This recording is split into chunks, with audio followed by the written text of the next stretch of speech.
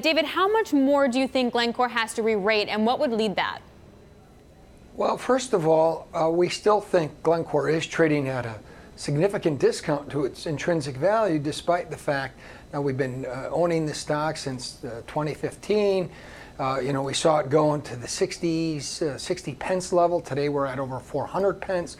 But what the company's been able to do is create lots of value during this time period of a rising share price, aided by a better trading operation, better trading results. Remember, a third or so of Glencore's profits is trading, where they lead the world in this, but also their key commodities. If you look at copper, coal, nickel, zinc, all these things have done very, very well. Their largest commodity as far as revenues is copper, and there's still room in copper, by the way. Copper still, if you look at, especially if we have electrification of motor vehicles and all these things, that electric motors require lots and lots and lots of copper, and yet the copper cost curve, unlike such things as iron ore, is extremely steep.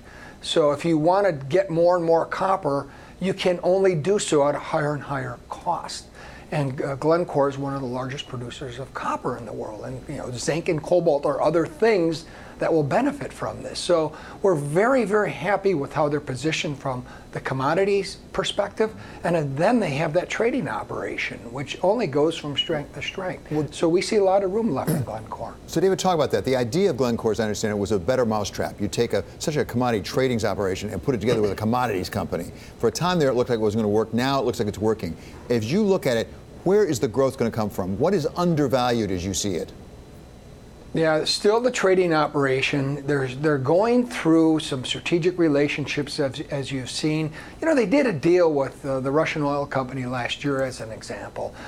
Most of that deal has been unraveled now. They don't no longer have the small ownership stake they had, but they still have the trading operation. They still have the trading rights to trade this Russian oil for the next 3 or 4 years. I mean, they constantly do deals like this. And in commodities trading, strength leads to more strength. And then again, and I think in copper, things like copper, where you still have upward room in pricing. Some of the things, they're a coal miner. Coal's at over $100 a ton. It's rebounded from the 50s. That seems like, we're at a heady price. But, they have a broad portfolio of metals and minerals that they mine, and we still think there's room in some of these things.